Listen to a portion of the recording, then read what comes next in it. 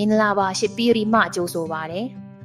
ဒီနေ့မှာတော့ကျမရဲ့နေ့စဉ်အသားရည်ထိမ့်သိမ့်မှုပုံမှန်လုပ်နေကြလေးကိုမျှဝေပေးခြင်းပါတယ်အပြင်ပန်းလှပအတွက်သာမကပဲအသားရည်တကယ်လှဖို့ဆိုတာကျန်းမာတဲ့အသားရည်ကိုပိုင်ဆိုင်ဖို့ပဲလိုတယ်ဆိုတာသိထားဖို့လိုပါတယ်နော်ပထမဆုံးအနေနဲ့တန်ရှင်းတဲ့မျက်နှာလေးနဲ့စတင်ရပါမယ်ဒီဆက်ပြားလေးကအညစ်အကြေးနဲ့အစီပိုးတွေကိုဖယ်ရှားပေးပြီးအသားရည်ရဲ့ကဘာဝအဆိုဓာတ်ကိုထိမ့်သိမ့်ပေးပါတယ်ဝင်းပတ်ကြည်လေးနဲ့အသားရည်လေးဖြစ်ဖို့အတွက်ပထမဆုံးအဆင့်အနေနဲ့အရေးကြီးဆုံးပါပဲနောက်တစ်ဆင့်ကတော့ Hydra Collagen Moisture လေးပါ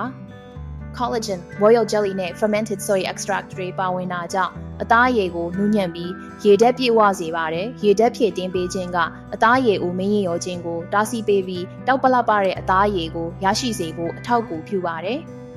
ဒီအစိမ်းကတော့အသားရည်ကိုပြန်လည်ပြုပြင်ဖို့အတွက်အရေးကြီးဆုံးပါပဲ။ပြီးရုပ်ဖက်တိုင်း9 gram မှာဖက်ဖြည့်9မျိုးပါဝင်တာကြောင့် collagen တွေကိုပြန်လည်အားဖြည့်ပေးပြီးအသားရည်ကိုတင်းရင်းစေပါတယ်။ဒါအပြင် fine lines တွေလည်းလျော့နဲလာပြီးအသားရည်ကပိုပြီးတန်ဆွမ်းလာပါလိမ့်မယ်။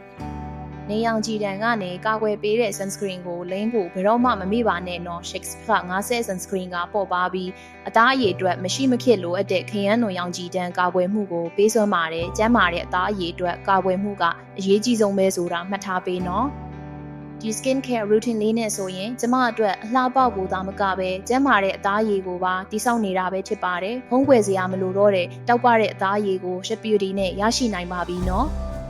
မိတ်ဆွေတို့လည်းဒီ routine ကိုစမ်းသုံးကြည့်ကြပါသလားအောက်မှာပေးထားတဲ့ link ကိုနှိပ်လိုက်ပါဒါမှမဟုတ်သင်အတွက်တဦးချင်းစီရဲ့ Ship Beauty set ကိုစိတ်ကြိုက်အကြံပေးဖို့ကျမတို့ကို message ချပို့နိုင်ပါတယ်အတူတူလှပကြရအောင်နော်